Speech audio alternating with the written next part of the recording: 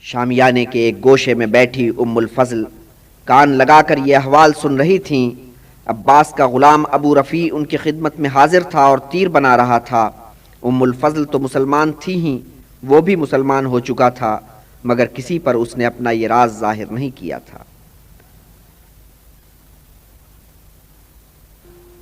ابو سفیان کا بیان سن کر خوشی سے چھلک پڑا، بولا وہ فرشتے تھے۔ ابو لہب کے تن بدن میں آگ لگ گئی، اس نے زور سے تھپڑ رسید کیا کہ ابو رفیع کا منہ لال ہو گیا۔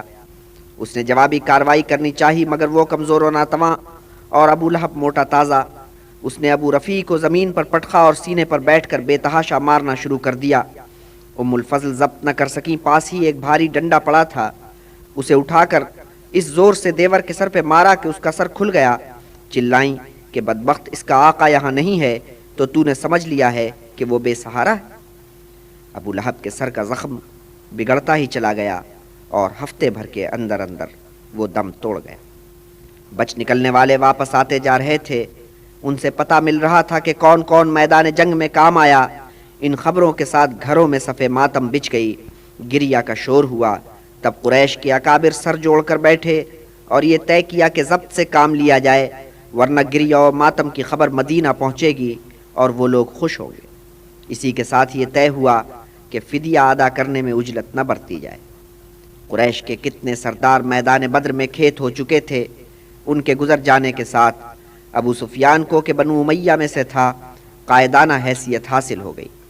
انہوں نے فدیہ ادا نہ کرنے کی مثال قائم کی، کہا کہ انہوں نے میرے بیٹے حنظلہ کو قتل کر دیا اور دوسرے بیٹے عمرو کو اسیر بنا لیا، تو کیا میں دوہرا نقصان اٹھاؤں کہ ایک بیٹے کی قربانی دی اور دوسرے بیٹے کے لیے فدیہ دوں؟ نہیں، میں ہرگز یہ ڈنڈ نہیں بھروں گا۔ جب تک وہ اسے قید رکھنا چاہتے ہیں قید رکھیں۔ ابو سفیان کی بیوی ہندہ بڑی جلالی عورت تھی۔ حنظلہ اور عمرو تو اس کے جنے نہیں تھے، لیکن اس کا باپ، چچا اور بھائی اس مارکے میں کام آئے تھے۔ اتبا اس کا باپ تھا، چچا شیبہ تھا اور بھائی ولید تھا۔ اس کے اندر انتقام کی آگ سلگ رہی تھی۔ اس نے باپ، چچا اور بھائی کے لیے گریہ نہیں کیا، ہاں یہ عہد کیا کہ جب انتقام کی گھڑی آئے گی تو میں حمزہ کا کلیجہ کچا چبا جاؤں گی کہ اس نے میرے چچا کو قتل کیا اور میرے باپ کے کاری ضرب لگائی۔ انتقام کی تیاریاں شروع ہو چکی تھی۔ طے یہ ہوا کہ ابو سفیان جس تجارتی قافلے کو حفاظت کے ساتھ لے آیا ہے، اس کا سارا منافع لشکر کی تیاری پر صرف کیا جائے اور لشکر اتنا بڑا اور مضبوط بنایا جائے کہ مدینہ والوں کے چھکے چھڑا دیے جائے۔ یہ بھی طے ہوا کہ اس مرتبہ لشکر کے ساتھ عورتیں بھی چلیں جو اپنے مردوں کو غیرت دلائیں اور ان میں جوش پیدا کریں۔ مزید طے ہوا کہ تمام عرب قبیلوں سے حمایت و امداد کی اپیل کی جائے۔ اہل قریش نے ان سارے فیصلوں کو تسلیم کیا، مگر فدیہ ادا نہ کرنے کے فیصلے سے اسیروں کے عزیز و اقربا نے پہلو تہی کی۔ سبھی قبیلے کے لوگ اپنے اپنے آدمیوں کو چھڑانے کے لیے مدینہ پہنچے اور مسلمانوں سے ان کی رہائی کے لیے گفت و شنید شروع کر دی۔ ہاں، ابو سفیان اپنے عہد پر قائم رہا۔ اس نے جوابی کارروائی یہ کی کہ حج کے موقع پر قبیلہ اوس کے ایک بوڑھے شخص کو قید کر لیا اور اعلان کر دیا کہ جب تک میرے بیٹے کو رہا نہیں کیا جائے گا میں اسے رہا نہیں کروں گا۔ اس شخص کے قبیلے نے آن حضرت سے اپیلیں شروع کیں کہ عمرو کو رہا کر دیا جائے۔ اسیروں میں کیسی کیسی شخصیت تھی۔ سودا بی بی نے اپنے ابن ام سہیل کو پابزنجیر دیکھا تو حیران رہ گئیں، پھر بولیں، اے ابو یزید، تو نے ہتھیار ڈال دیے، اچھا ہوتا کہ تو لڑ کر جان دے دیتا۔ بی بی سودا کو بالکل خیال نہیں رہا کہ قریب ہی آن حضرت تشریف رکھتے ہیں۔ آن حضرت نے تیز نظروں سے زوجہ کو دیکھا اور فرمایا، نیک بخت، کیا تو لوگوں کو خدا اور اس کے رسول کے خلاف بھڑکائے گی؟ بی بی سودا کا ندامت سے سر جھک گیا۔ انصار کا ایک گروہ عباس کو لے کر آیا اور کہا کہ یا رسول اللہ، آپ ہمیں اجازت دیں کہ ہم اپنی بہن کے بیٹے کو فدیے کے بغیر رہا کر دیں۔ بہن سے ان کی مراد سلمہ تھی جو حضرت عباس کی دادی تھی۔ آن حضرت نے فرمایا کہ آپ لوگوں کو چاہیے کہ ایک درہم کی بھی رعایت نہ کریں۔ پھر چچا سے مخاطب ہوئے، چچا عباس، آپ مالدار ہیں، آپ کو چاہیے کہ اپنا اور اپنے دونوں بھتیجوں کا فدیہ ادا کر دیں۔ عباس نے مالدار ہونے سے انکار کیا تو آن حضرت نے فرمایا، اے چچا، وہ رقم کہاں گئی جو آپ چچی ام الفضل کے پاس چھوڑ آئے ہیں اور جس کے متعلق آپ انہیں ہدایت بھی کرائے ہیں؟ کہ اگر آپ مارے جائیں تو اس کی تقسیم کس طرح ہو؟ عباس یہ سن کر بہت چونکے، اور یہ وہ گھڑی تھی جب انہیں آن حضرت کے پیغمبر ہونے کا اعتبار آیا۔ بولے کہ قسم ہے اس ذات پاک کی جس نے تجھے اپنا رسول بنا کر بھیجا کہ یہ تو میرے اور میری زوجہ کے درمیان ایک راز تھا، کسی تیسرے کو اس کی ہوا بھی نہیں لگی تھی۔ پھر اس کے ساتھ ہی وہ فدیہ ادا کرنے پر رضامند ہو گئے۔ ابو العاص کو چھڑانے کے لیے اس کا بھائی عمر آیا۔ اسے زینب نے کچھ رقم اور اپنے گلے کا ہار دے کر بھیجا تھا۔ جب آن حضرت نے اس ہار کو دیکھا تو آپ کے چہرے کا رنگ متغیر ہو گیا۔ یہ وہ ہار تھا جو بی بی خدیجہ نے بیٹی کو جہیز میں دیا تھا۔ ابو العاص کو جن لوگوں نے اسیر بنایا تھا ان سے آپ نے فرمایا کہ اے دوستو، ویسے تو تمہیں فدیہ وصول کرنے کا پورا اختیار ہے، لیکن اگر تم یہ رقم اور ہار واپس کر دو تو یہ تم اچھا کام کرو گے۔ اسیر بنانے والوں نے رقم اور ہار فوراً واپس کر دی۔ ابو العاص کو رخصت کرتے ہوئے آن حضرت نے کہا کہ مکہ جا کر تم زینب کو میرے پاس بھیج دینا۔ ابو العاص نے تھوڑے افسوس کے ساتھ اس تجویز کو قبول کر لیا۔ بات یہ تھی کہ وحی کے ذریعے یہ حکم ہو چکا تھا کہ کوئی مسلمان عورت کسی کافر کی زوجہ نہیں بن سکتی۔ مقتول ولید کے سب سے چھوٹے بیٹے کا نام بھی ولید تھا۔ وہ اسیر ہو گیا تھا۔ اس کے بھائی خالد اور ہشام نے باپ کا اسلحہ فدیے کے طور پر دے کر بھائی کو چھڑایا، مگر ولید مکہ کے رستے میں پہلے ہی پڑاؤ پر بھاگ کھڑا ہوا اور واپس مدینہ آ کر مسلمان ہو گیا۔ خالد کو جو اس کا سوتیلا بھائی تھا اس پر بہت غصہ آیا، کہلا بھیجا کہ بدبخت، اگر تجھے یہ کام کرنا تھا تو پہلے ہی کر لیا ہوتا، ہمیں اپنے باپ کے قیمتی ورثے سے تو محروم نہ ہونا پڑتا۔ ولید نے کہا کہ اگر میں حالت اسیری میں مسلمان ہوتا تو لوگ یہی کہتے کہ فدیہ سے بچنے کے لیے یہ شخص مسلمان ہوا ہے۔ خیر، مسلمان ہونے کے بعد ولید بے دھڑک مکہ پہنچا، اس غرض سے کہ اپنا سامان وہاں سے لے آئے۔ وہاں بھائیوں نے اسے پکڑ کر قید کر دیا۔ جبیر ابن مطعم اپنے ابن ام اور 2 شریکوں کو فدیہ بھر کر چھڑانے کے لیے آیا۔ حضرت اس سے بہت شفقت سے پیش آئے، فرمایا کہ اگر تمہارا باپ آج زندہ ہوتا اور ان اسیروں کو چھڑانے کے لیے آتا تو میں فدیہ لیے بغیر ہی انہیں رہا کر دیتا۔ جبیر نے مدینہ میں جو نقشہ دیکھا اس سے وہ بہت متاثر ہوا۔ حضرت کو جب اس نے تلاوت قرآن کرتے دیکھا تو بقول خود اس کے قلب میں ایمان کی کرن جگمگائی، مگر اسے فوراً ہی اپنے چچا کا خیال آیا جسے حضرت حمزہ نے قتل کیا تھا۔ اس قتل کا انتقام اس کے لیے غیرت کا مسئلہ تھا۔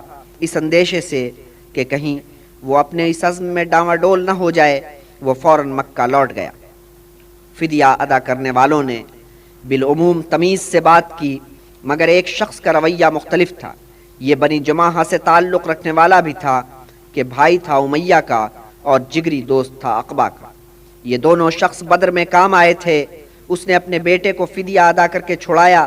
چلتے وقت حضرت سے کہنے لگا، اے محمد، میرے پاس اود نام کا ایک گھوڑا ہے جسے میں بہت کھلاتا پلاتا ہوں، وہ کھا پی کر تیار ہو جائے، پھر میں اس پر سوار ہو کر تجھے قتل کروں گا۔ حضرت نے جواب دیا، نہیں، ایسا نہیں ہوگا، ہوگا یوں کہ خدا نے چاہا تو میں تجھے قتل کروں گا۔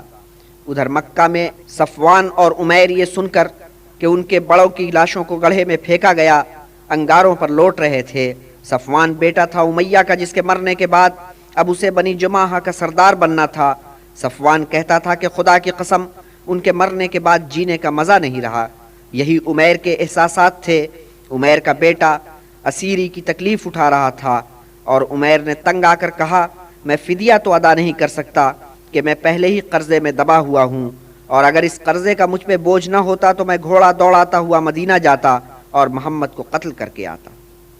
صفوان نے کہا، عزیز، قرضے کی فکر مت کر، وہ میں ادا کر دوں گا، اور تیرے خاندان کی بھی میں جب تک زندہ ہوں کفالت کروں گا۔ عمیر نے یہ پیشکش منظور کی۔ آپس میں عہد و پیمان کیے کہ حصول مقصد تک یہ بات پردہ راز میں رہے گی۔ پھر اس نے اپنی تلوار کو سان پر رکھا، اسے زہر میں بجھایا اور بیٹے کو رہا کرانے کا بہانہ بنا کر مدینہ کی طرف چل پڑا۔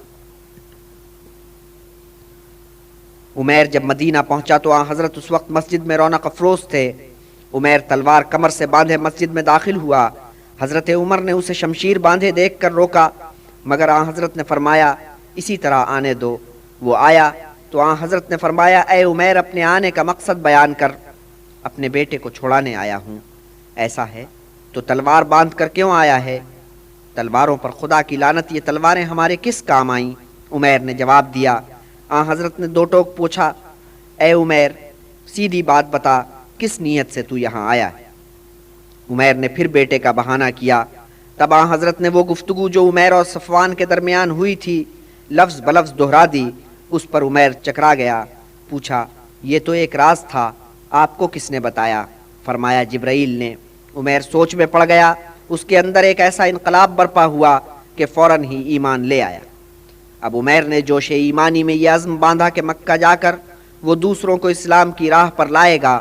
مکہ جا کر اس نے واقعی کتنوں کو اسلام قبول کرنے پر آمادہ کر لیا، مگر صفوان پر اس کی تبلیغ کا کوئی اثر نہیں ہوا۔ اس نے کہا کہ اے عمیر تو دغاباز نکلا، میں تجھ سے کلام نہیں کروں گا، نہ کوئی معاملہ رکھوں گا۔ عمیر نے آخر کار مکہ سے بستر بوریا باندھا اور مدینہ آ گئے۔ ادھر ابو العاص نے زینب سے کہا کہ اے زینب، میں تمہارے باپ کو قول دے آیا ہوں کہ تمہیں مدینہ بھیج دوں گا، سو تم سدھارو اور اپنے باپ کے پاس جا کر رہو۔ ابو العاص نے یوں اس تجویز کا کسی سے ذکر نہیں کیا تھا، مگر چونکہ روانگی دن میں ہوئی اس لیے سب کو پتہ چل گیا۔ قریش کے کچھ لوگوں نے جا کر زینب کی سواری روک لی۔ تب کنعانہ نے کہ زینب کی سواری کے آگے آگے چل رہا تھا، تاؤ میں آ کر کمان میں تیر جوڑا اور للکارا کہ جو آگے بڑھے گا خدا کی قسم اس کے اندر تیر ترازو کر دوں گا۔ اہل قریش اس للکار پر ٹھٹک گئے اور اپنے سردار ابو سفیان سے مشورہ کیا۔ ابو سفیان نے آ کر کنعانہ کو سمجھایا، کہا کہ تم لوگوں نے غلطی کی کہ زینب کو دن دہاڑے لے کر مدینہ کے لیے نکل کھڑے ہوئے۔ تمہیں پتہ نہیں ہے کہ محمد کے ہاتھوں ہم پر کیا افتاد پڑی ہے اور ہمارے دل کتنے زخمی ہیں۔ زینب کے یوں علل اعلان رخصت ہونے کا مطلب یہ ہے کہ ہم جھک گئے ہیں۔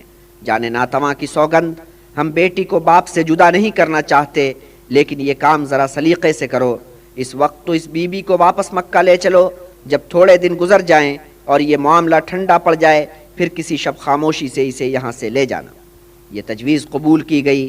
تھوڑے دن بعد کنعانہ نے ایک رات بہت خاموشی کے ساتھ اس بی بی کو مکہ سے دور ایک وادی تک پہنچایا۔ وہاں منصوبے کے مطابق زید پہلے سے موجود تھے، وہ بی بی کو حفاظت کے ساتھ مدینہ لے گئے۔ بدر سے واپسی کے بعد حضرت نے پہلا کام یہ کیا کہ بی بی فاطمہ کو ساتھ لیا اور قبرستان چلے۔ آپ ادھر مارکہ بدر میں مصروف تھے، ادھر بی بی رقیہ اللہ کو پیاری ہو گئیں۔ بی بی فاطمہ بہن کی قبر پر جا کر بہت روئیں۔ باپ بیٹی دونوں قبر کے کنارے بیٹھے تھے، بیٹی کی آنکھوں سے آنسو جاری تھے۔ باپ اپنی ابا کے کنارے سے بیٹی کے آنسو پوچھتا جاتا تھا۔ آپ جب قبرستان سے واپس آ رہے تھے تو آپ نے دیکھا کہ جو بیبیاں بدر کے شہیدوں اور بی بی رقیہ کے لیے گریہ کر رہی ہیں انہیں حضرت عمر غصے سے منع کر رہے ہیں کہ مت رو۔ اصل میں پچھلے کسی موقع پر حضرت نے مرنے والوں پر گریہ کرنے پر ناپسندیدگی کا اظہار کیا تھا۔ اس سے یہ غلط فہمی پیدا ہو گئی کہ جیسے مرنے والوں کے لیے گریہ جائز فعل ہی نہیں ہے۔ اس موقع پر حضرت نے یہ غلط فہمی دور کر دی۔ آپ نے حضرت عمر کو مخاطب کیا اور فرمایا، اے عمر، انہیں گریہ کرنے دو۔ بی بی فاطمہ اس وقت 20 کے سن میں تھیں، نام خدا اب ان کی شادی کی عمر ہو گئی تھی۔ باپ کو فکر تھی کہ اب بیٹی کے ہاتھ پیلے کر دینے چاہیے۔ ان کی نظر انتخاب حضرت علی پر پڑ چکی تھی اور گھر میں آپ نے اس کا کچھ تذکرہ بھی کیا تھا کہ فاطمہ سے علی کا رشتہ مناسب رہے گا۔ آپ نے اشارتاً حضرت علی سے ذکر کیا اور ان کی حوصلہ افزائی کی تاکہ وہ ضابطے کے مطابق پیغام بھجوائیں، مگر حضرت علی اپنی ناداری کی وجہ سے یہ رشتہ مانگتے ہوئے ہچکچاتے تھے۔ بات یہ تھی کہ اسلامی روح سے اسلام کا کوئی ماننے والا کسی ایسے بزرگ کے ورثے کا حقدار نہیں ہو سکتا تھا جس نے اسلام قبول نہ کیا ہو۔ سو ابو طالب نے اپنے پیچھے جو بھی ترکہ چھوڑا اس میں سے حضرت علی نے کچھ نہیں پایا۔ ہاں، مسجد کے قریب ہی انہوں نے ایک کچا پکا مکان بنا لیا تھا، بس یہی کچھ ان کے پاس تھا۔ بہرحال جب انہیں یہ اطمینان ہو گیا کہ حضرت اپنی بیٹی کا ہاتھ واقعی ان کے ہاتھ میں دینا چاہتے ہیں تو انہوں نے گزارش پیش کر دی کہ غلام کو اپنی فرزندی میں لے لیجئے۔ گزارش قبول ہوئی، نکاح کی رسم ادا ہوئی۔ حضرت نے اس شادی کے موقع پر ایک دعوت کا اہتمام کیا، ایک دمبا ذبح کیا گیا۔ کچھ انصار تحفے میں اناج لے آئے۔ ابو سلمان کے دولہا دلہن دونوں چچازاد بھائی تھا، ہاتھ بٹانے اور مدد کرنے کے لیے بہت بے تاب تھا۔ اس کی ایک وجہ یہ بھی تھی کہ حضرت علی کے والد ماجد نے اس کی بہت مدد کی تھی، اور جب ابو جہل اور قبیلے کے دوسرے دشمنان اسلام اس کے پیچھے پڑے تھے تو انہوں نے اسے پناہ دی تھی۔ دوسروں کے کھانے پینے کا آپ بہت خیال رکھتے تھے۔ جن لوگوں کے پاس پیٹ بھرنے کے لیے کچھ نہ ہو ان کا خاص طور پر خیال رکھتے تھے، اور ایسے لوگوں کی تعداد دن بدن بڑھتی چلی جا رہی تھی۔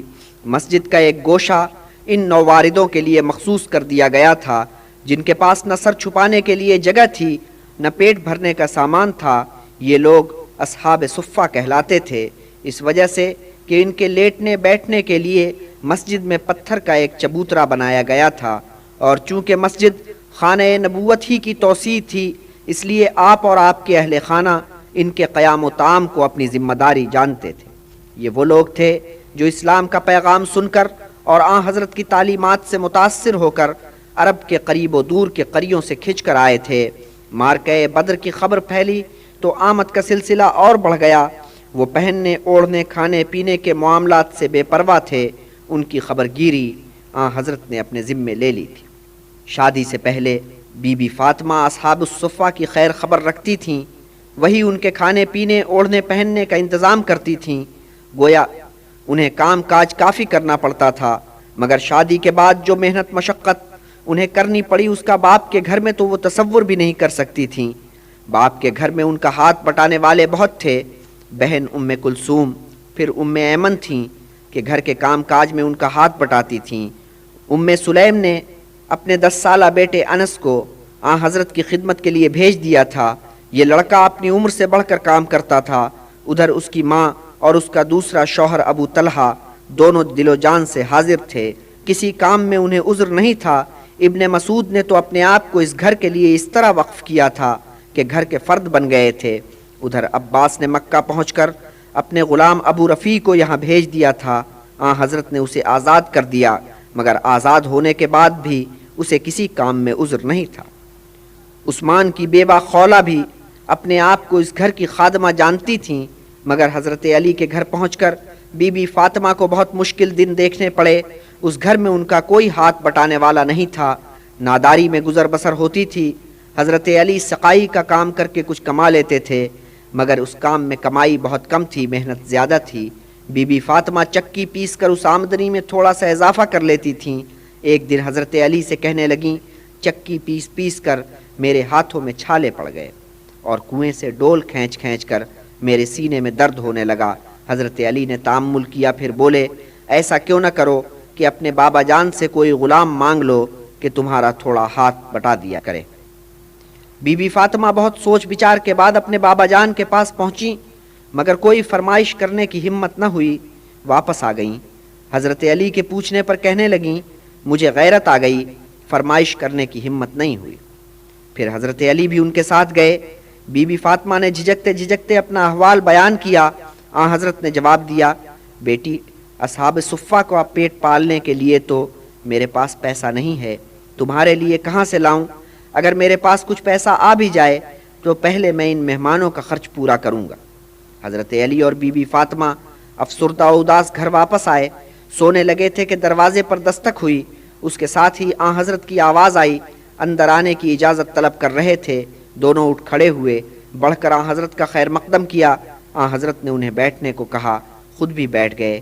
فرمانے لگے، جو تم نے مجھ سے طلب کیا کہو تو میں اس سے بہتر چیز تمہیں عطا کروں۔ ضرور بابا جان، یہ وہ کلام ہے جو جبریل امین نے مجھے تعلیم کیا تھا۔ ہر نماز کے بعد 10 دفعہ سبحان اللہ کہا کرو، 10 دفعہ الحمدللہ اور 10 دفعہ اللہ اکبر، اور جب سونے لگو تو انہی کلمات کا 30 دفعہ ورد کر لیا کرو۔ حضرت علی بعد میں کہا کرتے تھے کہ میں نے اس دن سے اسے اپنا ورد بنا لیا، پھر ایسا کبھی نہیں ہوا کہ میرے اس ورد میں وقفہ آیا۔ بی بی فاطمہ کا گھر خانہ نبوت سے زیادہ دور نہیں تھا، مگر آن حضرت کی خواہش یہ تھی کہ ان کی نور نظر ان کی نظروں کے سامنے رہیں۔ آپ کی یہ خواہش جلد ہی پوری ہو گئی۔ شادی کے چند ماہ بعد کی بات ہے کہ حارث خزرجی کہ آپ کے دور کے رشتہ دار تھے، آپ کی خدمت میں آئے اور بولے، یا رسول اللہ، میں نے سنا ہے کہ آپ اپنی بیٹی کو اپنے قریب رکھنا چاہتے ہیں، تو بنی نجار کے جتنے گھر ہیں ان سب کے مقابلے میں میرا گھر آپ کے گھر سے نزدیک ہے، یہ میرا گھر آپ کے حوالے ہے، اس میں جو ساز و سامان ہے اس میں جو آپ چاہیں رکھ لیں۔ حضرت نے اس عزیز کے لیے دعائے خیر کی اور بیٹی داماد کو لا کر اس گھر میں بٹھا دیا۔ یوں بی بی فاطمہ باپ کے بالکل قریب آ گئی۔ بدر کی فتح پر پورا مدینہ خوش تھا، مگر یہودیوں پر اوس پڑ گئی تھی۔ ان کی ہمدردیاں اہل قریش کے ساتھ تھیں، اپنے رد عمل کو وہ چھپا کر نہ رکھ سکے۔ بنی نضر اور بنی قریظہ اور بنی قینقاع تینوں یہودی قبیلے مسلمانوں کی فتح پر بہت تل ملائے۔ ایک شاعر تو ایسا تل ملایا کہ اس نے ابو جہل، عتبہ اور شیبہ کی موت پر مرثیہ لکھا اور مکہ کی طرف نکل گیا۔ وہاں جا کر اس نے یہ مرثیہ پڑھا جن میں ان سورماؤں کی موت کا ماتم کیا گیا تھا اور اہل قریش کو انتقام پر اکسایا گیا تھا۔ یہ شاعر کعب تھا، جو ویسے تو بنی طے سے تعلق رکھتا تھا، لیکن ماں کے ناطے اپنے آپ کو بنی نضر کا چشم و چراغ جانتا تھا۔ حضرت نے ان لوگوں سے افہام و تفہیم کی بہت کوشش کی۔ آپ بنی قینقاع سے ان کے بازار میں جا کر جو مدینہ کے جنوب میں واقع تھا ملے، انہیں خدا کے خوف سے ڈرایا، مگر ادھر سے یہ جواب ملا کہ اے محمد، بدر کی فتح سے تمہیں کسی خوش فہمی میں مبتلا نہیں ہونا چاہیے۔ اہل قریش کو تو جنگ کا تجربہ ہی نہیں تھا، اگر ہم سے آپ کا مقابلہ آ پڑا تو پھر آپ ہم سے پناہ مانگیں گے۔ حضرت نے یہ جواب سنا اور خاموشی سے اٹھ کر چلے آئے، مگر تھوڑے ہی دن بعد اسی بازار میں ایک واردات گزر گئی۔ ایک مسلمان عورت اس بازار میں خرید و فروخت کے لیے آئی تھی۔ ایک یہودی نے کسی بات پر اسے برا بھلا کہا۔ انصار میں سے ایک شخص کے وہاں موجود تھا، مسلمان عورت کی حمایت میں یہودی سے لڑ پڑا۔ مقابلے میں یہودی مارا گیا، تب یہودی مل کر اس پر ٹوٹ پڑے اور اس کی تکہ بوٹی کر دی۔ انصار کو جو خبر پہنچی تو وہ بنی قینقاع کے خلاف بھڑک اٹھے۔ بنی قینقاع نے صلح صفائی کے بجائے لڑائی کی ٹھان لی۔ انہوں نے سوچا کہ اب مسلمانوں کو ذرا سبق سکھایا جائے۔ انہوں نے ابئی اور عبادہ ابن صامت کو مدد کے لیے پکارا اور خود قلعہ بند ہو گئے۔ ایک تو ان کی اپنی تیاری تھی، انہوں نے سوچا کہ ان دو پرانے حلیفوں کی طرف سے بھی کمک آ جائے تو مسلمانوں کے چھکے چھڑا دیں گے، مگر ہوا یہ کہ حلیف تو طرح دے گئے اور انصار نے ان کے قلعے کا محاصرہ کر لیا۔ بنی قینقاع نے 2 ہفتے تو نکالے، اس کے بعد غیر مشروط طور پر ہتھیار ڈال دیے۔ تب ابن ابی بیچ میں کود پڑا۔ اس نے یہودیوں کو بچانے کے چکر میں حضرت سے گستاخی بھی کی۔ بہرحال حضرت نے ان لوگوں کی جاں بخشی کی، مگر شہر سے انہیں نکال باہر کر دیا۔ وادی القرا کے شمال مغرب میں ایک یہودی بستی میں جا کر انہوں نے پناہ لی اور ان کی مدد سے وہ شام کی سرحد پر جا بسے۔ ادھر کعب مکہ سے واپس آ کر بنی نضر کے قلعے میں جا ٹھہرا، مگر اس نے مکہ میں حضرت کے خلاف ہجویں لکھ لکھ کر لوگوں میں پڑھی تھیں کہ حضرت اس پر بہت کبیدہ خاطر تھے۔ بنی اوس کے ایک شخص محمد ابن مسلم نے اسے کسی بہانے سے قلعے سے باہر آنے پر آمادہ کیا اور قتل کر ڈالا۔ تو مدینہ ایسا یہودیوں کا گڑھ نہیں رہا تھا۔ مسلمان مدینے میں اور مدینے سے باہر ایک مؤثر طاقت بن چکے تھے۔ بدر میں کامیابی کا نتیجہ یہ ہوا کہ قریب و دور کے قبائل مسلمانوں سے تعلقات بڑھا رہے تھے اور سمجھوتے کر رہے تھے۔ بحیرہ احمر کے آس پاس کے مختلف قبائل سے ان کے معاہدے ہو گئے۔ اس کا نتیجہ یہ ہوا کہ مکہ سے شام جانے والا راستہ جو بحیرہ احمر کے نواح سے گزرتا تھا، قریش کے تجارتی قافلوں کے لیے محفوظ راستہ نہیں رہا۔ قریش نے اس کے جواب میں سلیم اور غطفان کے قبیلوں سے اتحاد کا رشتہ قائم کیا۔ یہ قبیلے مکہ اور مدینہ کے شمال میں صحرائے نجد میں آباد تھے۔ انہوں نے قریش کے اشارے پر یثرب کے مشرقی علاقوں پر چھاپے مارنے شروع کر دیے۔ حضرت نے جوابی کارروائی کے طور پر ان کے خلاف مہم روانہ کی، مگر جب مسلمان دستے موقع پر پہنچتے تو یہ لوگ اپنا کام دکھا کر رفو چکر ہو جاتے۔ ایک مہم بہت کامیاب ثابت ہوئی، یہ ثعلبہ کے غطفانی قبائل کے خلاف تھی۔ حضرت اس مہم کے ہمراہ تھے۔ آپ نے طے کیا کہ ان بدوؤں کا جو لوٹ مار کر کے غائب ہو جاتے ہیں تعاقب کیا جائے۔ بنی ثعلبہ کے ایک شخص نے جو مسلمان ہو چکا تھا مہم کی رہبری کی۔ راستے میں بارش ہو گئی۔ حضرت نے اس باس 2 مرتبہ لباس تبدیل کیا۔ اس عمل میں وہ لشکر سے تھوڑے الگ ہو گئے۔ ایک درخت کے پاس پہنچ کر آپ نے اپنا بھیگا لباس خشک ہونے کے لیے درخت پر لٹکا دیا، خود درخت کے سائے میں لیٹ کر آرام کرنے لگے۔ دشمن چھپ کر مسلمانوں کی نقل و حرکت کا مشاہدہ کر رہے تھے۔ ایک دشمن ایمان نے دیکھا کہ حضرت ایک درخت کے نیچے لیٹے سو رہے ہیں اور اکیلے ہیں۔ یہ شخص محارب کے قبیلے کا سردار تھا۔ وہ لپک کر آیا اور تلوار کھینچ کر حضرت کے سر پر آن کھڑا ہوا، للکارا، اے محمد، آج تجھے میری شمشیر سے کون بچائے گا؟ آن حضرت نے آنکھیں کھولیں، اس شخص کو دیکھا اور سکون سے جواب دیا، اللہ تعالیٰ۔ اس شخص کے ہاتھ سے تلوار گر پڑی۔ آن حضرت نے وہ تلوار اٹھائی اور پوچھا، اب میرے وار سے تجھے کون بچائے گا؟ کوئی بچانے والا نہیں ہے۔ پھر بولا، اشہد ان لا الہ الا اللہ محمد رسول اللہ۔ کلمہ پڑھ کر وہ شخص مسلمان ہوا اور آن حضرت کے لشکر میں جا شامل ہوا۔ یہ سن 625 عیسوی کے اوائل کا ذکر ہے۔ جاڑوں کے دن تھے اور رمضان المبارک کا مہینہ شروع ہو چکا تھا۔ ابھی پچھلے مہینے بی بی حفصہ کی آن حضرت سے شادی ہوئی تھی، اور اب اس مبارک مہینے میں روزوں کی گہما گہمی میں بی بی فاطمہ کے ایک چاند سا بیٹا پیدا ہوا۔ آن حضرت نے اس کے کان میں اذان دی اور نام اس کا حسن رکھا۔ چاند نے ہلال کی صورت اپنا سفر شروع کیا اور بدر بن کر درجہ کمال کو پہنچا۔ 14ویں گزری۔ 1-2 دن بعد وہ دن آیا جس نے معرکہ بدر کی یاد دلائی۔ وہ دن بھی گزرا۔ رمضان کے آخری ایام تھے کہ ایک گھڑ سوار مکہ سے چل کر مدینہ پہنچا۔ وہ آن حضرت کے چچا عباس کا ایک سربمہر خط لے کر آیا تھا۔ خط میں خبردار کیا گیا تھا کہ 3000 کا ایک لشکر مکہ میں تیار کھڑا ہے، مدینے پر چڑھائی کے لیے بس چلا چاہتا ہے۔ اس لشکر میں 700 آدمی زرہ پوش ہیں، 200 گھڑ سوار ہیں، اور اونٹوں کی تعداد اتنی ہی ہے جتنی سپاہیوں کی ہے۔ سامان لے کر چلنے والے اونٹ اور وہ اونٹ جن پر عورتوں کے لیے ہودے آراستہ کیے گئے ہیں، وہ ان پر مستزاد ہے۔ اس خط کے مدینہ پہنچتے پہنچتے لشکر مکہ سے چل پڑا تھا۔ ابو سفیان سردار لشکر تھا۔ وہ ہندا کو اور ہندا کے علاوہ ایک اور بیوی کو ساتھ لے کر روانہ ہوا تھا۔ صفوان بھی اپنی 2 بیویوں کو لے کر نکلا تھا۔ باقی سردار ایک ایک بیوی کو لے کر چلے تھے۔ جبیر ابن مطعم نے اپنے بجائے اپنے حبشی غلام کو، جس کا نام وحشی تھا، بھیج دیا تھا۔ وحشی بلا کا نشانہ باز تھا، اس کا نشانہ شاذ و نادر ہی خطا ہوتا تھا، اور جبیر نے اس سے کہا تھا کہ اے وحشی، اگر تو اپنے تیر سے محمد کے چچا حمزہ کو ہلاک کر دے اور اس طرح اس کے ساتھ میرا حساب چکا دے تو سمجھ لے کہ میں نے تجھے آزاد کیا۔ ہندا کے کان میں بھی اس بات کی بھنک پڑ گئی۔ جب لشکر کہیں پڑاؤ کرتا تو وہ وحشی کے پاس آتی یا اسے گزرتی دیکھتی تو کہتی، اے سیاہ فام، اے ابو الظلمات، اپنی پیاس بجھا اور سیراب ہو جا۔ اس عورت نے وحشی پر یہ جتا دیا تھا کہ اس کے آقا کی طرح وہ بھی حمزہ کے خون کی پیاسی ہے، اور جو شخص اس کی یہ پیاس بجھائے گا اسے وہ نہال کر دے گی۔ قریش کا لشکر پیش قدمی کرتا چلا آ رہا تھا۔ 1 ہفتے کی مار اور تھی، اس سے پہلے سارے دفاعی انتظامات مکمل کر لینے تھے۔ آن حضرت نے ایک انتظام تو یہ کیا کہ مدینہ کے نواح میں جو مسلمان آباد تھے ان سب کو ماں ان کی اونٹوں، گھوڑوں، بھیڑ بکریوں کے شہر کے اندر سمیٹ لیا۔ ادھر لشکر بڑھتے بڑھتے مدینہ کے کنارے اس میدان میں آ پہنچا جو کوہ احد کے سائے میں پھیلا ہوا ہے، اور آن حضرت نے اس شب ایک خواب دیکھا کہ جیسے آپ نے زرہ پہن رکھی ہے، ہاتھ میں تلوار ہے اور مینڈھے پر سوار ہیں۔ اپنی تلوار کو دیکھا کہ وہ ایک جگہ سے پچک گئی ہے، پھر دیکھا کہ کچھ گائیں ہیں جو ان کی اپنی ہیں اور وہ آپ کی آنکھوں کے سامنے ذبح کی جا رہی ہیں۔ صبح کو آپ نے یہ خواب اصحاب کو سنایا اور تعبیر یوں کی کہ میری زرہ بختر شہر مدینہ ہے۔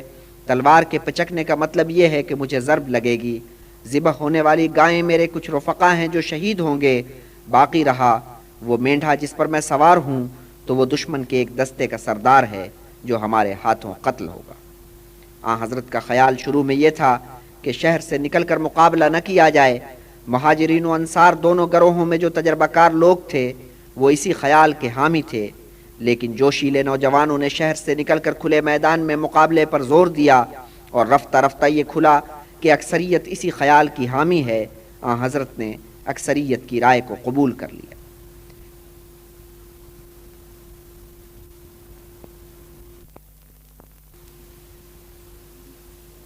حضرت عمر ان کے ساتھ گئے۔ جب آپ گھر سے برآمد ہوئے تو آپ کے سر مبارک پر خود تھا، اس کے گرد امامہ لپٹا ہوا، سینے پر 4 آئینہ، اس کے نیچے زرہ بختر، کمر کے ساتھ تلوار نیام میں اور پشت پر ڈھال سجی ہوئی۔ یہ نقشہ دیکھ کر اصحاب نے جوشیلے جوانوں کو دیکھا اور ملامت کی کہ تم نے رسول اللہ کو اس کام پر مجبور کیا ہے جس پر وہ آمادہ نہیں تھے۔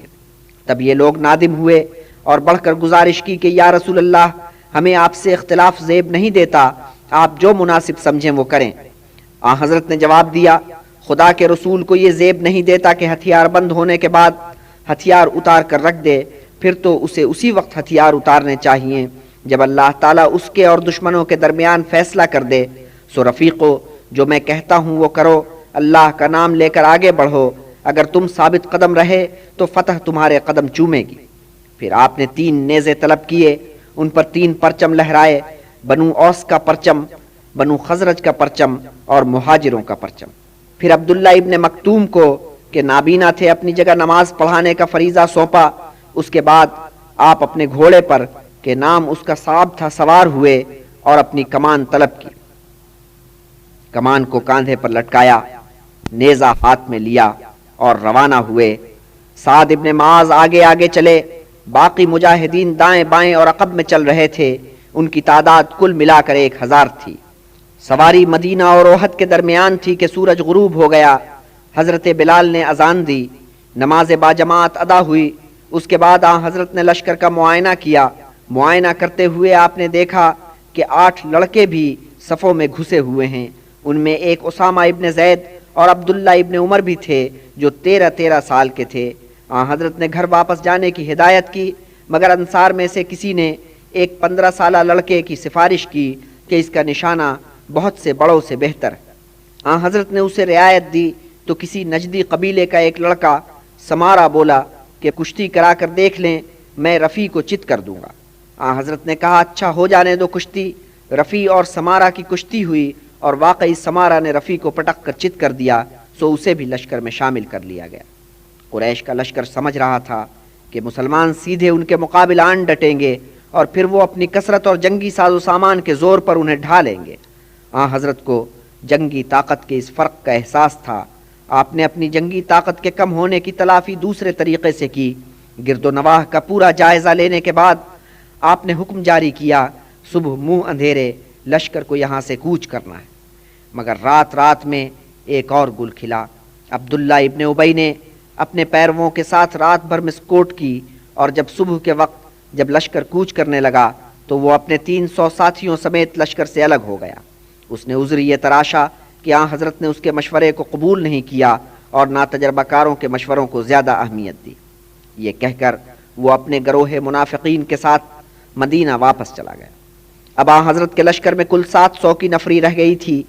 ہمت مرداں، مدد خدا، کوچ کا نقارہ بجا، لشکر روانہ ہوا۔ شب کی سیاہی ابھی باقی تھی، اس پردے میں لشکر نے کوچ کیا۔ چلتے چلتے وہ ایسے مقام پر آیا جہاں عقب میں احد کی پہاڑی تھی اور سامنے قریش کا لشکر تھا۔ حضرت نے رکنے کا حکم دیا۔ اب صبح کی سفیدی نمودار ہونے لگی تھی، نماز کا وقت آن پہنچا تھا۔ حضرت بلال نے اذان دی، نماز کے لیے صفیں آراستہ ہوئیں۔ نماز کے بعد جنگ کے لیے سفارائی ہونے لگی، مورچے جمنے لگے۔ حضرت نے لشکر کو اس طرح سفارا کیا کہ پہاڑی عقب میں رہے۔ ابھی سفارائی ہو رہی تھی کہ ایک جوان مدینہ کی سمت سے آتا دکھائی دیا، برق رفتاری سے آیا اور صفوں میں شامل ہو گیا۔ یہ جوان حنظلہ تھا جس کی کل ہی شادی ہوئی تھی، اور حضرت نے اسے ہدایت کی تھی کہ تم بعد میں آنا۔ سو حنظلہ نے رات اپنی دلہن جمیلہ کے ساتھ بسر کی، اور پچھلے پہر دلہن نے خواب دیکھا کہ اس کا دولہا آسمانوں میں ہے اور ایک در پہ کھڑا انتظار کرتا ہے۔ کیا دیکھتی ہے کہ وہ در کھلا اور وہ اس میں داخل ہو گیا۔ اتنے میں اس کی آنکھ کھل گئی اور اس نے اس خواب کو شہادت کی خبر جانا۔ سو جب حنظلہ غسل کر کے روانہ ہونے لگا تو اس نے اس کا دامن پکڑ لیا۔ بہرحال حنظلہ کمر بستہ ہوا اور میدان جنگ کی طرف چل پڑا۔ حضرت نے حنظلہ کو دیکھا، اس کے لیے دعائے خیر کی اور پھر صفیں آراستہ کرنے میں مصروف ہو گئے۔ آپ نے اس لشکر میں بہترین تیر انداز چن کر الگ کیے، چند ایک کو اپنے ساتھ رکھا۔ ان میں زید، سعد اور صائب ابن عثمان بھی تھے۔ 50 تیر اندازوں کو آپ نے لشکر کے کسی قدر بائیں سمت میں ایک ٹیلے پر تعینات کیا۔ عبداللہ ابن جبیر کو کہ بنی اوس میں تھے ان کا کماندار بنایا اور ہدایت کی کہ تیر اس شان سے چلانا کہ ان کے گھوڑ سوار ہمارے قریب نہ آنے پائیں، نہ انہیں ہمارے عقب سے حملہ کرنے دینا۔ جنگ کا پانسا کسی رنگ سے بھی پلٹے، خواہ ہمارے حق میں خواہ ہمارے خلاف، تمہیں بہرحال اپنے اس مورچے پر جمے رہنا ہے۔ پھر حضرت نے ایک تلوار اٹھائی اور اسے تولتے ہوئے کہا، وہ کون مرد ہے جو اس تلوار کو لے اور اس کا حق ادا کرے؟ یہ کلام سن کر پہلے حضرت عمر اس کے طالب ہوئے، پھر حضرت زبیر اس کے طالب ہوئے، مگر آن حضرت اس تلوار کو سنبھالے رہے۔ پھر آپ نے اپنا سوال دہرایا، وہ کون مرد ہے جو اس تلوار کو لے اور اس کا حق ادا کرے؟ بنو خزرج کا مرد دلیر ابو دجانہ آگے بڑھا اور پوچھا، یا رسول اللہ، اس کا حق کیوں کر ادا ہوگا؟ اے ابو دجانہ، اس کا حق اس طور ادا ہو سکتا ہے کہ تو اس سے دشمن پہ وار کرتا رہے تاکہ اس کا پھل خم کھا جائے۔ یا رسول اللہ، پھر میں اس تلوار کو لوں گا اور اس کا حق ادا کروں گا۔ حضرت نے وہ تلوار حضرت ابو دجانہ کو عنایت کی، اور حضرت ابو دجانہ اپنے وقت کے سورما تھے، ان کے سرخ امامے کا بڑا شہرہ تھا۔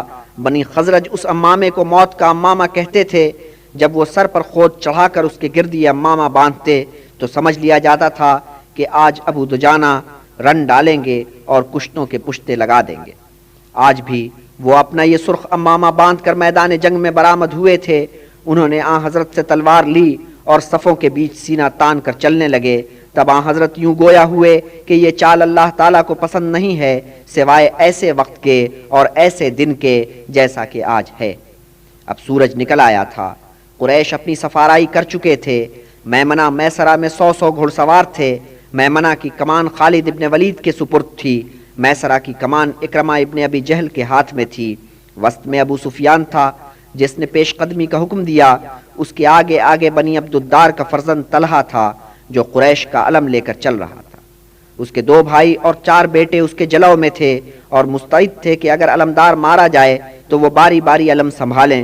میدان بدر میں اسی گھرانے کے 2 علم برداروں نے علم چھوڑ کر ہتھیار ڈال دیے تھے اور اسیر بن گئے تھے، اور ابو سفیان نے ان بھائی بیٹوں پر جتا دیا تھا کہ تم لوگ پہلے کیا کر چکے ہو۔ جب دونوں لشکر آمنے سامنے آئے تو ابو سفیان آگے بڑھ کر پکارا کہ اے بنی اوس اور اے بنی خزرج، میرے ابن ام کو میرے حوالے کر دو اور تم میدان سے ہٹ جاؤ، ہم تم سے کچھ نہیں کہیں گے۔ انصار نے اس کے جواب میں اسے کھری کھری سنائی۔ پھر ایک اور شخص آگے بڑھا اور حنظلہ یہ دیکھ کر شرم سے پانی پانی ہو گیا کہ یہ اس کا باپ ابو عامر تھا۔ وہ آگے بڑھ کر پکارا، اے بنی اوس، مجھے پہچانو، میں ابو عامر ہوں۔ ابو عامر اس زوم میں سامنے آیا تھا کہ اسے دیکھ کر اس کے قبیلے کے بہت سے لوگ مسلمانوں کی صفوں سے ٹوٹ کر آ جائیں گے، مگر اس کا سارا زوم خاک میں مل گیا۔ بنی اوس نے جواب میں اسے برا بھلا کہا اور پتھر مارے، وہ سٹپٹا کر واپس ہو لیا۔ اہل مکہ کو حکم ملا کہ آگے بڑھو اور حملہ کرو۔ اگلی صفوں کے آس پاس ہندہ کی قیادت میں عورتوں کی پلٹن تھی کہ دف اور ڈھول بجاتی چلی جا رہی تھی، اپنے مردوں کو شعر پڑھ پڑھ کر ابھار رہی تھیں، اے عبدالدار کے بیٹو، آگے بڑھو اور ضرب لگاؤ۔ اور ہندہ نے وہ ترانہ چھیڑا جو زمانہ قدیم کی کسی جنگ میں کسی دلیر عورت نے گایا تھا، دلورو، تم نے بڑھ کر حملہ کیا تو پھر ہماری آغوش تمہارے لیے کھلی ہے، اگر تم نے پشت دکھائی تو جان لو کہ پھر ہمارا تم سے کوئی واسطہ نہیں ہوگا۔ خالد ابن ولید کا رسالہ آگے بڑھا تھا کہ اس پر تیروں کی بوچھار ہو گئی، اسے پیچھے ہٹنا پڑا۔ پھر طلحہ گھوڑا آگے بڑھا کر آگے آیا اور للکارا کہ کوئی آئے اور مجھ سے 2 ہاتھ کرے۔ حضرت علی آگے بڑھے اور ایسا وار کیا کہ تلوار خود کو چیرتی ہوئی کھوپڑی میں اتر گئی، وہ گرا اور ڈھیر ہو گیا۔ اور حضرت نے تب جانا کہ یہ وہ مینڈھا ہے جو خواب میں دکھائی دیا تھا۔ آپ نے بآواز بلند اللہ اکبر کہا، مگر خواب میں نظر آنے والا مینڈھا ایک تھا۔ یہاں شکار ہونے والوں کی قطار لگ گئی۔ طلحہ کے بھائی نے آگے بڑھ کر پرچم سنبھالا، اسے حضرت امیر حمزہ نے دھر لیا۔ دوسرا بھائی سامنے آیا تو بنی زہرا کے ساتھ نے تیر تاک کر اس کی گردن میں مارا، وہ بھی ڈھیر ہو گیا۔ پھر طلحہ کے بیٹوں کی باری آئی، کسی کا حضرت علی نے کام تمام کیا، کسی کو حضرت زبیر نے سنگھوا لیا، کسی کو حضرت عاصم ابن ثابت نے ٹھکانے لگایا۔ 2 بیٹے حالت نزع میں ماں کے پاس لائے گئے۔ قاتل کا نام سن کر ماں نے قسم کھائی کہ ایک دن آئے گا کہ میں عاصم کی کھوپڑی کو پیالہ بنا کر شراب نوش کروں گی۔ حضرت نے کسی عورت کو اپنے لشکر کے ساتھ چلنے کی اجازت نہیں دی تھی، لیکن بنی خزرج کی ایک عورت نصیبہ مچل گئی تھی۔ ایسے موقع پر وہ گھر میں بیٹھنے والی نہیں تھی۔ الصبح اٹھ کر اس نے مشکیزہ پانی سے بھرا، تلوار پکڑی، کمان کاندھے پہ لٹکائی اور میدان جنگ کی طرف چل پڑی۔ حضرت انس کی والدہ ام سلیم بھی بے چین ہو کر گھر سے نکل پڑیں، وہ بھی پانی کا مشکیزہ گھر سے لے کر چلی تھیں۔ اسی دن 2 بدو کہ نئے مسلمان ہوئے تھے مدینہ پہنچے۔ انہوں نے دیکھا کہ مدینہ شہر تو آدھا خالی ہو چکا ہے۔ جب انہیں پتا چلا کہ احد کے میدان میں رن پڑا ہوا ہے تو وہ بھاگتے دوڑتے وہاں پہنچے، حضرت سے اذن جہاد لیا اور تلواریں سونت کر میدان میں کود پڑے۔ حضرت ابو دجانہ نے اپنے سرخ امامے کی لاج رکھ لی۔ ان کی تلوار سروں کو ککڑی کھیرے کی طرح کاٹتی چلی جا رہی تھی، مگر ایک سر پر آ کر ٹھٹک گئی۔ اس نے چیخ ماری، حضرت ابو دجانہ سٹپٹا گئے۔ وہ تو عورت کی چیخ تھی، عورت بھی کون سی، ہندا۔ انہوں نے تلوار کو روکا، پھر دوسری طرف مڑ گئے۔ ہندا بھی وہاں سے سرک گئی۔ وہ پیچھے ہٹ کر ماؤں بیویوں کی صف میں آ گئی۔ وہاں اس نے دیکھا کہ وحشی اپنے شکار کو تاکتا آہستہ آہستہ آگے بڑھ رہا ہے۔ حضرت امیر حمزہ تو وہ شخصیت تھے جو ہزاروں میں الگ نظر آتے تھے۔ ایک تو ان کا لڑنے کا طریقہ سب سے مختلف تھا، پھر غیر معمولی شان کے ساتھ قوی الجثہ تھے۔ اس پر شتر مرغ کے پروں کی کلغی مستزاد کے دور سے نظر آتی تھی۔ وحشی نے انہیں تاڑ لیا تھا اور چپکے چپکے چل کر جائے واردات کے قریب ہی ایسے زاویے سے بیٹھ گیا تھا کہ آسانی سے نشانہ لگا سکتا تھا۔ اس گھڑی امیر حمزہ عبدالدار کے گھر کے آخری علمبردار سے نبرد آزما تھے۔ انہوں نے ضرب لگانے کے لیے تلوار اٹھائی ہی تھی کہ تلوار کے دستے میں ایک درز کھل گئی۔ وہ لمحہ بھر کے لیے ٹھٹکے، بس ٹھٹکنا غضب ہو گیا۔ وحشی تو موقع کی طاق میں تھا ہی، اس نے نشانہ تاک کر برچھی پھینکی۔ ادھر امیر حمزہ کی تلوار دشمن کے سر پر پڑی، ادھر برچھی ان کے سینے میں جا کر لگی۔ ان کی ضرب سے دشمن تو ڈھیر ہو گیا، مگر برچھی کے وار سے وہ بھی نہ سنبھل سکے، ڈگمگائے اور گر پڑے۔ جب تک وہ تڑپتے رہے وحشی دور کھڑا رہا۔ جب وہ توانا جسم ساکت ہو گیا تو اس نے آگے بڑھ کر برچھی نکالی اور وہاں سے بھاگ لیا۔ بقول خود، جو کام مجھے انجام دینا تھا وہ میں نے انجام دے دیا تھا، اور اس شخص کو میں نے اگر مارا تو محض اس لیے کہ مجھے غلامی کے بندھن سے نجات ملے۔ حضرت امیر حمزہ شہید ہو چکے تھے۔ شتر مرغ کے پروں والی اونچی کلغی نظروں سے اوجھل تھی، مگر حضرت علی کا سفید ترہ اور حضرت ابو دجانہ کا سرخ امامہ اسی شان سے میدان جنگ کے بیچ جلوہ گر تھا۔ یہ سفید ترہ اور یہ سرخ امامہ گویا فتح کے پرچم تھے۔ پھر حضرت زبیر کا زرد امامہ اور حضرت حباب کا سبز امامہ، ان اماموں کی شان بھی کچھ کم نہ تھی۔ یہ غازی اس بے جگری سے لڑ رہے تھے کہ حضرت امیر حمزہ کی شہادت سے دشمنوں کو کوئی فیض نہیں پہنچ سکا۔ حضرت علی، حضرت ابو دجانہ اور حضرت زبیر کی تلواریں ان کے سروں پر بجلی کی طرح چمک رہی تھیں۔ ابو سفیان بال بال بچا، حنظلہ کی تلوار اس کے سر پر چمکی، بس پڑنے کو تھی کہ ایک دشمن نے آگے بڑھ کر ان کے پہلو میں بھالا اتار دیا۔ وہ گرے اور دوسرے وار نے انہیں درجہ شہادت پر پہنچا دیا۔ لشکر قریش پسپا ہوتا چلا جا رہا تھا۔ پسپا ہوتے ہوتے وہ اپنے ڈیروں خیموں تک جا پہنچا۔ پہاڑی پر تعینات تیر اندازوں نے یہ نقشہ دیکھا تو انہیں فکر ہوئی کہ کہیں وہ مال غنیمت سے محروم نہ رہ جائیں۔ وہ وہاں سے تیر کی طرح چلے۔ عبداللہ ابن جبیر نے انہیں لاکھ روکا ٹوکا، مگر وہ نہ مانے۔ عبداللہ ابن جبیر کے ساتھ لے دے کے 10 تیر انداز رہ گئے۔ خالد ابن ولید نے دور سے یہ نقشہ دیکھا۔ ان کے گھڑ سواروں کو تو ان تیر اندازوں نے بے دست و پا کر رکھا تھا۔ انہیں سرکتا دیکھ کر اس نے سوچا کہ اب کام دکھانے کا موقع ہے۔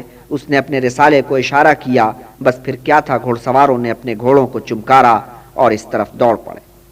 اور ان باقی ماندہ تیر اندازوں نے بہت تیر چلائے، مگر ان کی کچھ پیش نہ گئی۔ جب وہ گھڑ سوار ان پر آن ٹوٹے تو پھر انہوں نے تلواریں سونتیں اور گھڑ سواروں پر پل پڑے۔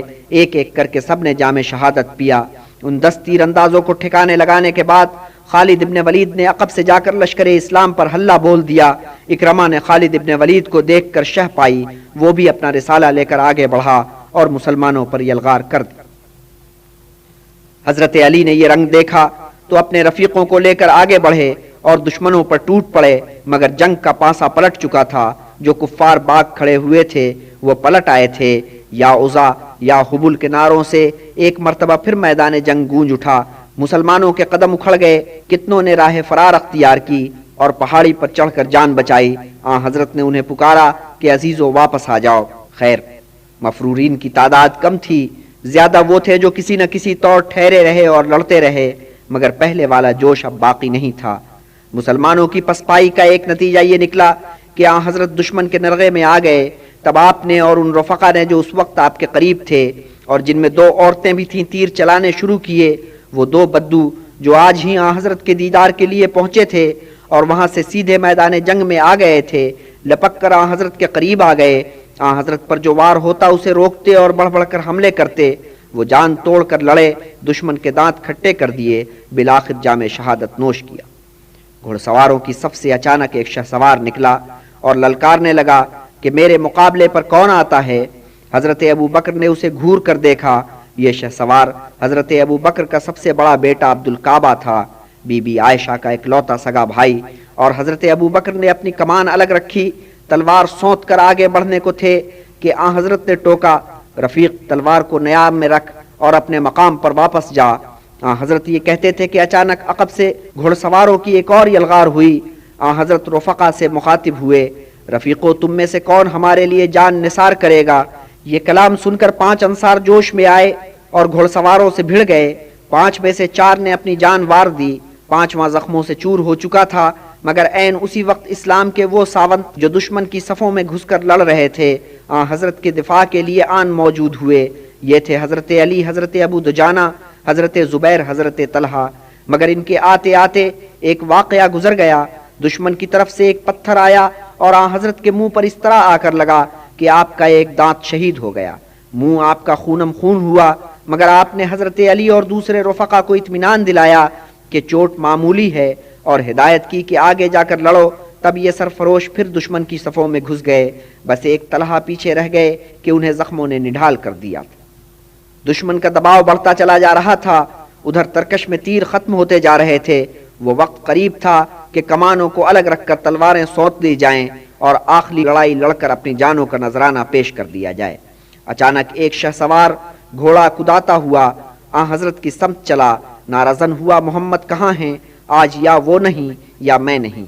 یہ ابن قمیہ تھا، ایک قریشی قبیلے کا فرد جس نے آج مسلمانوں کے خون میں بہت ہاتھ رنگے تھے۔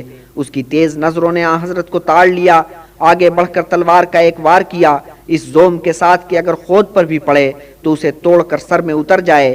حضرت طلحہ قریب کھڑے تھے، انہوں نے آگے بڑھ کر یہ وار اپنے ہاتھوں پہ روکا اور ان کے ایک ہاتھ کی انگلیاں اس طرح زخمی ہوئیں کہ زندگی بھر کے لیے بیکار ہو گئیں۔ تلوار اچٹتی ہوئی آن حضرت کے اس طرح لگی کہ کنپٹی زخمی ہو گئی اور خود کے 2 چھلے آپ کے رخسار مبارک میں پیوست ہو گئے۔ سر پر بھی ضرب آئی اور اس شدت کی کہ آپ بے ہوش ہو کر گر پڑے۔ ابن قمیہ نے نعرہ بلند کیا، محمد قتل ہو گئے، اور تیزی سے پلٹ کر چلا۔ یہ آواز میدان جنگ میں گونجتی چلی گئی، دشمن خوشی سے ناچنے لگے اور العزا الحبل کا راگ الاپنے لگے۔ کوہ احد کی چوٹیوں تک یہ آواز گئی اور وہ مسلمان جو بھاگ کر وہاں جا چھپے تھے غم و اندوہ میں ڈوب گئے، اور وہ مسلمان جو ابھی تک لڑے جا رہے تھے ایسے دل شکستہ ہوئے کہ میدان سے کنارہ کرنے کی سوچنے لگے۔ لیکن وہ مسلمان بھی تھے جنہوں نے یہ خبر سن کر زندگی کو ہیچ جانا اور جان توڑ کر لڑنے لگے، انہی میں حضرت انس بھی تھے۔ انہوں نے 2 رفیقوں کو دیکھا کہ ہمت ہار کر پہاڑی کے ایک گوشے میں بیٹھے ہیں۔ رفیقو تم یہاں بیٹھے کیا کر رہے ہو؟ حضرت انس نے سوال کیا، اے رفیق رسول اللہ شہید ہو گئے۔ میرے رفیقو پھر تم جی کر کیا کرو گے؟ اٹھو اور جس شان سے حضور نے جان دی اسی شان سے تم بھی اپنی جانیں فدا کر دو۔ حضرت انس یہ کہہ کر وہاں سے تیزی سے چلے۔ راہ میں سعد ابن معاذ ملے، اور روایت ہے سعد ابن معاذ سے کہ حضرت انس نے انہیں پکارا اور کہا کہ اے سعد، احد کے اس طرف سے مجھے جنت کی مہک آ رہی ہے۔ حضرت انس بے جگری سے لڑے اور شہید ہوئے۔ شمار کرنے والوں نے ان کے جسم پر 80 زخم شمار کیے، اور وہ اتنے گھائل ہو گئے تھے کہ ان کی بہن نے انہیں مشکل سے شناخت کیا۔ حضرت کی شہادت کی خبر نے لشکر قریش پر یہ اثر کیا کہ وہ لوگ ڈھیلے پڑ گئے، سمجھ بیٹھے کہ جنگ کا مقصد تو پورا ہو گیا، جس نے ان کے رسوم و عقائد میں خلل ڈالا تھا وہ مارا گیا، اب لڑنے میں اپنی جانیں کیوں کھپائیں، اور جن کفار نے حضرت کے گرد گھیرا ڈالا تھا وہ تو بالکل ہی ڈھیلے پڑ گئے۔ بات یہ تھی کہ اس مورچے میں حضرت کے رفقا تو سر پہ کفن باندھ کر لڑ رہے تھے۔ نرغہ کرنے والوں نے سوچا کہ پیغمبر کا تو خاتمہ ہو ہی گیا ہے، یہ جو 15-16 آدمی یہاں لڑ رہے ہیں یہ تو جی جان سے بیزار ہیں، ہمیں ہتھیار نہیں ڈالیں گے، اس لیے ان سے لڑنے میں اپنی ہی جانوں کا زیاں ہے، سو اس گروہ نے یہاں سے کنارہ کرنا شروع کیا۔ حضرت دم بھر کے لیے بے ہوش ہوئے تھے، انہیں فوراً ہی ہوش آ گیا۔ جب گھیرا ڈالنے والے وہاں سے کنارہ کر گئے تو وہ اٹھ کھڑے ہوئے، اپنے رفیقوں کو لے کر ایک درے سے ہوتے ہوئے ایسی بلندی پر جا کر انہوں نے قیام کیا جہاں سے لشکر کی نقل و حرکت کا آسانی سے معائنہ کیا جا سکتا تھا۔ مگر اس وقت آپ تکلیف میں تھے، خود کے چھلے رخسار کے گوشت میں دھس گئے تھے۔ تب ابو عبیدہ نے دانتوں سے کھینچ کر ان چھلوں کو نکالا، زخم سے خون بہنے لگا تو مالک خزرجی نے زخم پر اپنے ہونٹ رکھے اور بہتے خون کو چوس لیا۔ کچھ مسلمانوں نے کہ ادھر ادھر بکھر گئے تھے ایک گروہ کو درے میں داخل ہوتے دیکھا، وہ دوڑ کر ان کے پاس پہنچے۔ آگے آگے کعب ابن مالک تھے، وہ یہ دیکھ کر بہت حیران ہوئے کہ ایک شخص بالکل رسول اللہ کی شکل کا اس گروہ کے آگے آگے چل رہا ہے، وہی ناک نقشہ، وہی تیور، وہی چال ڈھال۔ اس نے قریب جا کر غور سے دیکھا اور خوشی سے اچھل پڑا، پھر اونچی آواز میں صدا دی، مسلمانوں، رسول اللہ زندہ و سلامت ہے۔ حضرت نے کعب کو یہ اعلان کرنے سے منع کیا۔ اس نے مصلحت کو جانا اور خاموش ہو گیا، مگر یہ نیک خبر تتر بتر لشکر اسلام میں خوشبو کی طرح پھیلتی چلی گئی۔ جہاں تہاں سے دوڑ دوڑ کر مسلمان آئے، حضرت کا دیدار کیا اور خوشی سے پھولے نہ سمائے۔ اس خوشی نے شکست کے احساس ہی کو زائل کر دیا۔ ادھر مکہ کے لشکری خوش تھے کہ رسول اللہ قتل ہو چکے ہیں۔ امیہ کا بھائی ابی سب سے بڑھ کر خوش تھا۔ اس نے حضرت کو شہید کرنے کی قسم کھائی تھی۔ جب اسے پتا چلا کہ جس شخص کو اس نے مارنے کا بیڑا اٹھایا تھا وہ مارا گیا، تو وہ میدان جنگ میں لاش کو کھوجنے آیا۔ وہ لاش کو ڈھونڈتا پھرتا تھا کہ کعب کی آواز اس کی کان میں پڑی، ایک دم رکا اور اس کا پارا چڑھ گیا تو محمد ابھی تک زندہ ہیں، اس نے سوچا، اور تیزی سے گھوڑا دوڑاتا اس مقام پر پہنچا جہاں حضرت اس وقت پہنچے ہوئے تھے۔ حضرت کو دیکھ کر اس نے للکارا، اے محمد، اب یا تو تم نہیں یا میں نہیں۔ رفقا نے حضرت کے گرد حلقہ بنا لیا۔ یہ کچھ رفقا ابی سے لڑنے کے لیے آگے بڑھے۔ حضرت نے سب رفقا کو ہدایت کی کہ بیچ میں مت آؤ، اس شخص کو میری طرف آنے دو۔ جب رفقا پیچھے ہٹ گئے، ابی تلوار کھینچ کر آگے بڑھا۔ اس سے پہلے کہ وہ وار کرے، حضرت نے بڑھ کر ایک مکہ اس کی گردن پر رسید کیا۔ ابی درد سے بلبلا اٹھا، اپنے گھوڑے پر ڈگمگایا، پھر سنبھلا اور گھوڑے کو سر پر دوڑا کر بھاگا۔ اپنی چھاونی میں جا کر دم لیا اور چلانا شروع کیا کہ محمد نے مجھے مار ڈالا۔ سننے والوں نے سنا اور حیران ہوئے کہ ابی کیا کہہ رہا ہے، محمد تو قتل ہو چکے ہیں۔ ابی نے صحیح کہا، مکے کی ضرب سے وہ جاں پر نہیں ہو سکا۔ قریش نے اب اپنی فتح کا حساب کتاب کیا۔ ان کے 3000 کے لشکر میں سے صرف 22 آدمی مارے گئے تھے۔ پھر انہوں نے حریفوں کے نقصان کا تخمینہ لگایا۔ پتا چلا کہ ادھر 65 آدمی کام آئے ہیں، مگر ان میں سے وہ چند ایک ہی شناخت کر سکے۔ اصل میں کام آنے والوں میں زیادہ انصار تھے۔ مہاجرین میں سے صرف 3 شہید ہوئے تھے، حضرت حمزہ، مصعب اور عبداللہ ابن جہش۔ ادھر یہ لشکری مقتولوں کے شمار اور شناخت میں مصروف تھے۔ ادھر وحشی ڈھونڈتا ڈھونڈتا اپنے مقتول کی لاش پر پہنچا۔ اس نے حضرت امیر حمزہ کی لاش کا پیٹ چاک کر کے ان کا جگر نکالا اور لے جا کر ہندا کو پیش کیا۔ اے ہندا، میں نے تیرے باپ کے قاتل کو قتل کیا ہے، مجھے تو کیا انعام دے گی؟ اے وحشی، مال غنیمت میں جتنا مجھے حصہ ملے گا وہ سب تیرا ہے۔ پھر ہندا نے حضرت حمزہ کے کلیجے کو تھوڑا سا چبایا، تھوڑا نگلا، باقی اگلا، یوں اپنی قسم کو پورا کیا۔ پھر وحشی سے پوچھا کہ حمزہ کی لاش کہاں ہے؟ اس لاش پر جا کر ہندا نے ناک کان کاٹے، ان کا ہار بنایا، اپنا ہار اور دوسرے زیور اتار کر وحشی کو بخشے اور خود اس ہار کو اپنے گلے میں پہنا۔ پھر وہ ایک چٹان پر چڑھ گئی اور وہاں کھڑے ہو کر اس نے فتح کا گیت گایا۔ رفتہ رفتہ قریش کو پتا چلا کہ ابی نے صحیح کہا تھا، پیغمبر زندہ و سلامت ہیں، مگر اب جنگ ختم ہو چکی تھی اور واپسی کے لیے سامان لدنا شروع ہو گیا تھا۔ سو انہوں نے صبر کی سل سینے پہ رکھی، اپنے مقتولوں کو دفن کر کے لوٹا ہوا مال اونٹوں پر لاد کر کوچ کرنا شروع کیا۔ ابو سفیان نے جاتے جاتے اپنی اونٹنی کی مہار کھینچی۔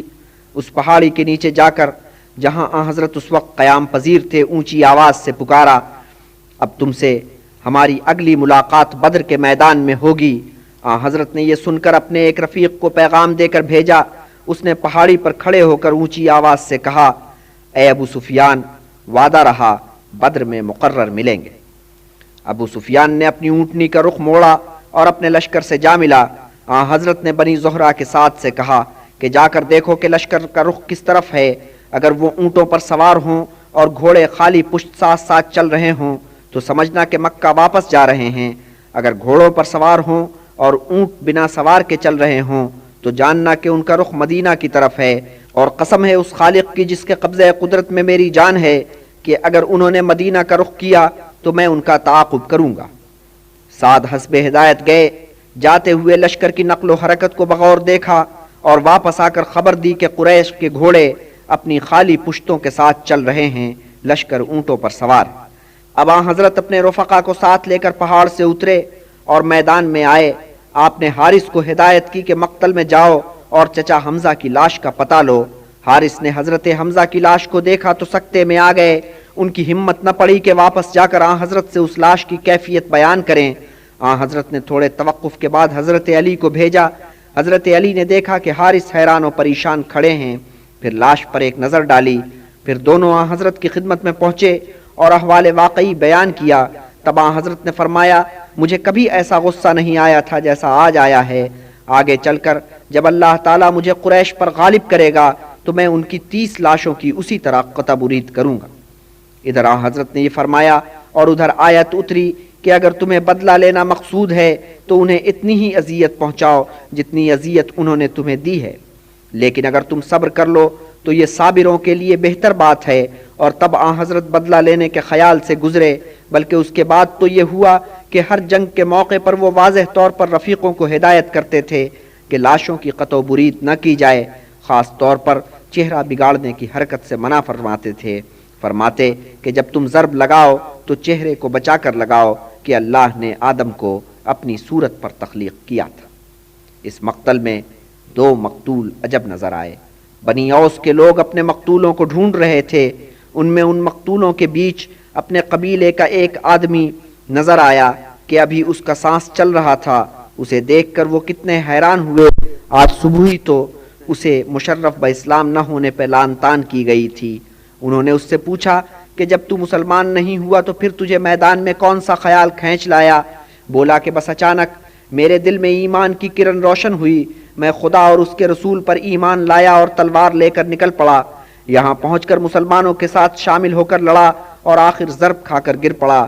یہ کہتے کہتے اس نے آخری سانس لیا اور روح اس کی قفس عنصری سے پرواز کر گئی۔ لاشوں کے بیچ گزرتے گزرتے دیکھنے والوں نے دیکھا کہ ایک مرد اجنبی کا لاشا ہے، پھر پہچاننے والوں نے پہچانا کہ ارے یہ تو بنی ثعلبہ کا راہب ہے۔ بعد میں پتہ چلا کہ اس نے جنگ شروع ہونے پر اپنے قبیلے کے لوگوں کو طلب کیا اور کہا کہ ہم یہودیوں کو چاہیے کہ بت پرستوں کے خلاف پیغمبر اسلام کا ساتھ دیں، یہ اس معاہدے کے عین مطابق ہوگا جو ہم نے ان سے کیا تھا۔ قبیلے والوں نے اس کی نہیں سنی، تب وہ اکیلا جنگ کے لیے نکل پڑا اور چلتے چلتے وصیت کی کہ اگر آج میں مارا جاؤں تو پھر میرے ترکے کے وارث محمد ہوں گے، اللہ کی مرضی سے جس طرح چاہیں خرچ کریں۔ حضرت مدینہ کے غریب و نادار لوگوں میں جو روپیہ پیسہ تقسیم کرتے تھے، وہ رقم زیادہ تر کھجوروں کے اس باغ سے حاصل ہوتی تھی جو اس یہودی عالم دین کی طرف سے حضرت کو ورثے میں ملا تھا۔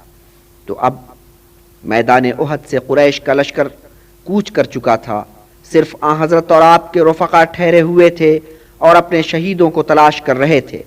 اسی ہنگام میں مدینہ سے نیک پاک بیبیوں کی آمد شروع ہو گئی۔ سب سے پہلے بی بی صفیہ، بی بی عائشہ اور بی بی ام ایمن پہنچی۔ حضرت نے بی بی صفیہ کو آتے دیکھا تو پریشان ہوئے۔ حضرت زبیر سے کہا اے زبیر جاؤ اپنی ماں کو سنبھالو، انہیں واپس لے جاؤ، اچھا ہو کہ وہ بھائی کی لاش کو نہ دیکھے۔